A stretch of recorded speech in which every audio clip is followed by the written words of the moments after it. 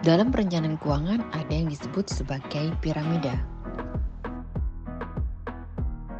Fondasi terbawahnya adalah dana darurat.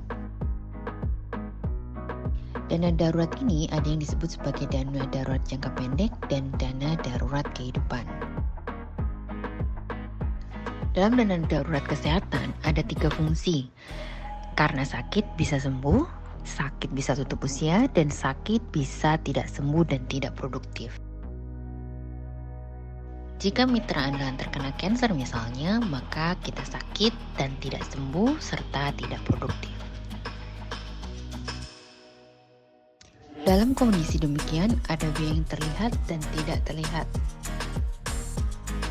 Biaya yang terlihat adalah biaya pengobatan di rumah sakit, namun yang tidak terlihat ada biaya perubahan gaya hidup, yakni kehilangan pendapatan pasangan, dan transportasi. Biaya kebutuhan keluarga seperti mengorbankan simpanan untuk pendidikan dan pensiun, serta biaya rumah tangga sehari-hari. Biaya asuransi masa depan, pastinya sulit untuk membeli asuransi lagi. Biaya lanjutan sakit kritis seperti juru rawat pribadi, biaya pengobatan di luar plafon, dan nutrisi ekstra untuk penyembuhan. Nah, untuk biaya-biaya yang tidak terlihat ini, mitra andalan harus berjaga-jaga dari sekarang. Kenapa? Diagnosis penyakit kritis kemungkinan besar akan menyebabkan seseorang tidak dapat bekerja secara total atau sebagian. Hal ini dapat menyebabkan finansial terganggu untuk sementara waktu jika seseorang tidak memiliki tabungan atau perlindungan yang memadai untuk menggantikan pendapatannya. Besar uang pertanggungan yang disarankan adalah 5 kali penghasilan tahunan.